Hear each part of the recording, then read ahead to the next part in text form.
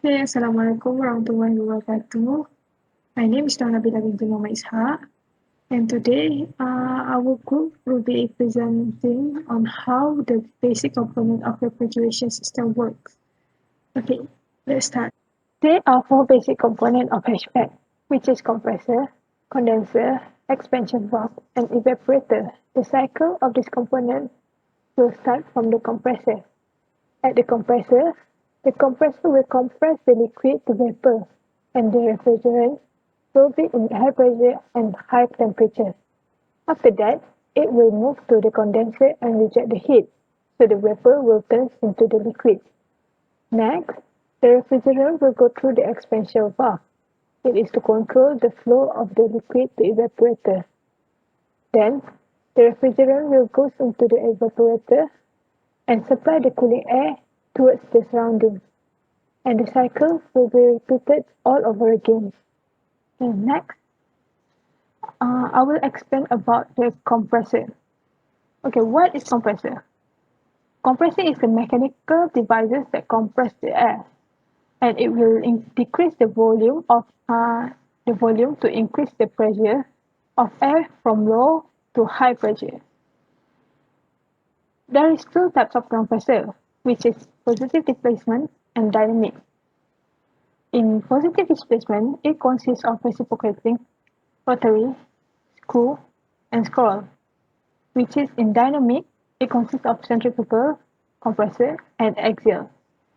So for today, I would like to present in details about the compressor, which is a scroll compressor and centrifugal compressor.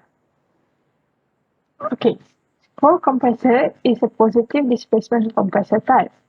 It compresses the gas with two interfitting screws, which consists of two screws or spiral. One screw is rotated and another one is fixed. Based on this picture, this is how the working process of screw compressor is done. Majority used in refrigeration and HVAC service in vertical orientation, and it's typically installed on the upper part of the motor shaft.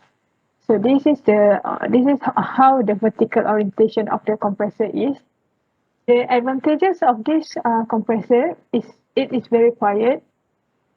It is in small in size, and the design of it is very simple. And disadvantages from this compressor, uh, as you can see, it is expensive, and it's not easily repaired because it cannot be disassembled. So once it's broke, we need to change to another compressor. Okay, now I will explain about the centrifugal compressor. Centrifugal compressor is a dynamic type of compressor. It works in constant pressure, but the performance will be affected by the external condition, which is changes in inlet temperature. This compressor is a steady flow device. For the working process of this compressor, the air will enter the center of rotating impeller with radial blades, and it will be pushed to center by centrifugal force at high speed. And this compressor is converting energy from one form to another form. Okay, now let's talk about the benefit and the limitation of this compressor. The benefit of this compressor is it is lightweight and less vibration. It is also have a low cost of maintenance, and the air supply through the compressor will be continuously. And for the limitation of this compressor, it is very sensitive to change the gas composition, and and this compressor is not suitable for high compression, which is the pressure will be limited. Okay, so that's all for the compressor component. Thank you. Assalamualaikum, my name is Saidi. I will be continue this presentation about condenser. What is condenser?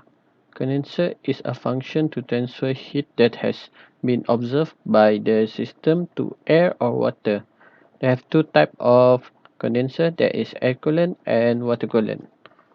Air coolant. Most common use for this condenser are domestic refrigerator, upright freezer, and in incident package aircon unit. An excellent feature of this air coolant condenser is that they are very easy to wash. For water cooler, they they also require a cooling to conserve water, to stop corrosion, and therefore to forming algae.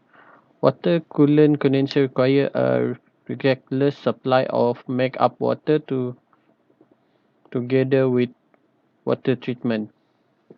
Next, air coolant condenser is work principle. The pressure will decrease when refrigerant into the evaporator change from high pressure gas into process will be observed heat.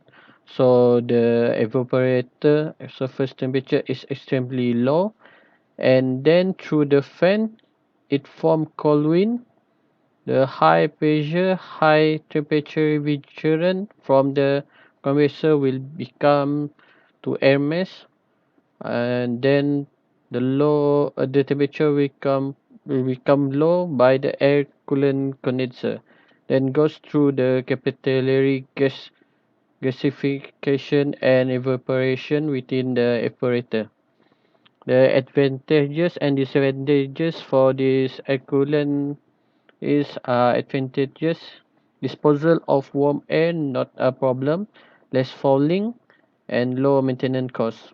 Disadvantage is less specific heat capacity of air, large flow rate of air required, low thermal conductivity, small heat transfer coefficient of air, and less COP.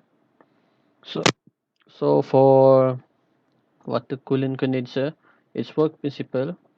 Water coolant condenser may be device that remove heat from refrigerant vapor and transfer it to the water running through it. Having the refrigerant vapor condenser on surface of the tube does this.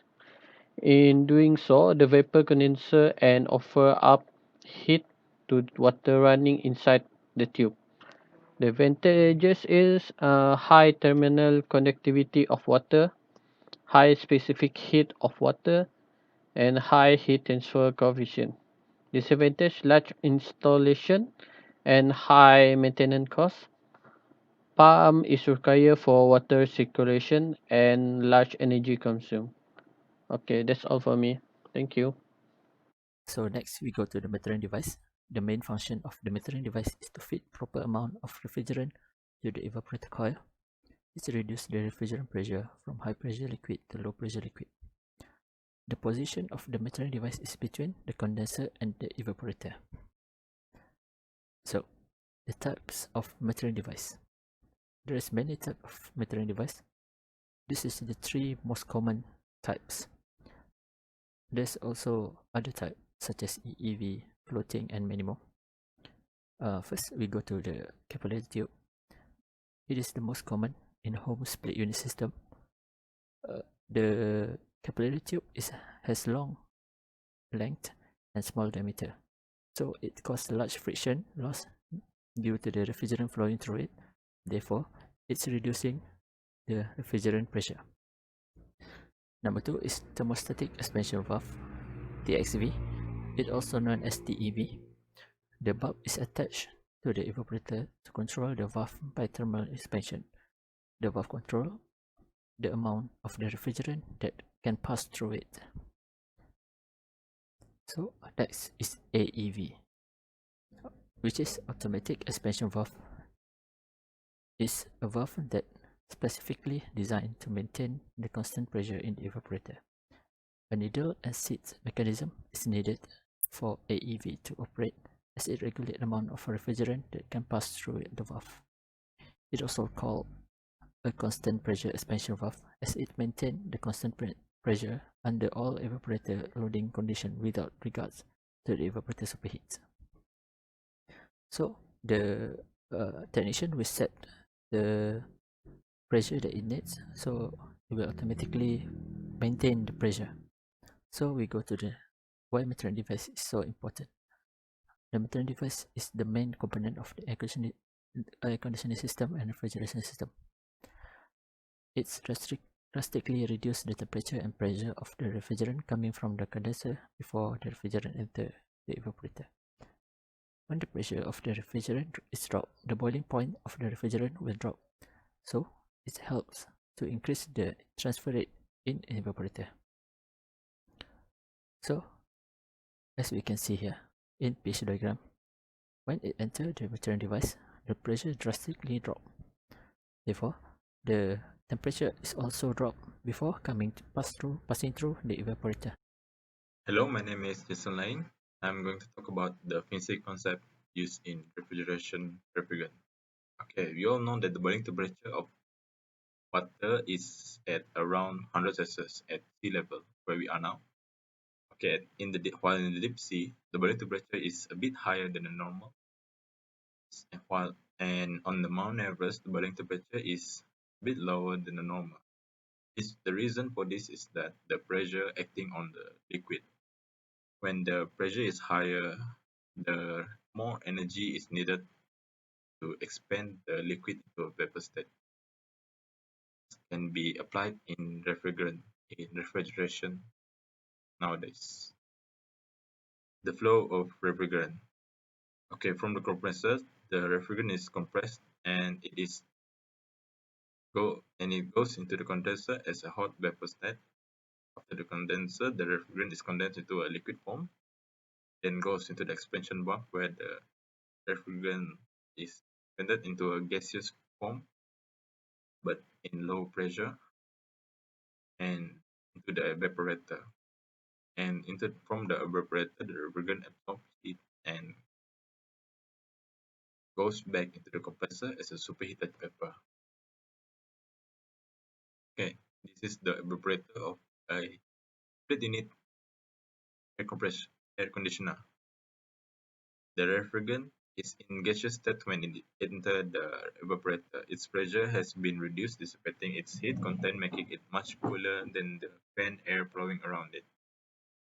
How this evaporator works is that the the gaseous refrigerant that was expanded by the expansion valve goes into the evaporator coil, and the evaporator coil containing the refrigerant will be blown by a fan to push the cool air from the evaporator into the space or living room that is we need to be cool.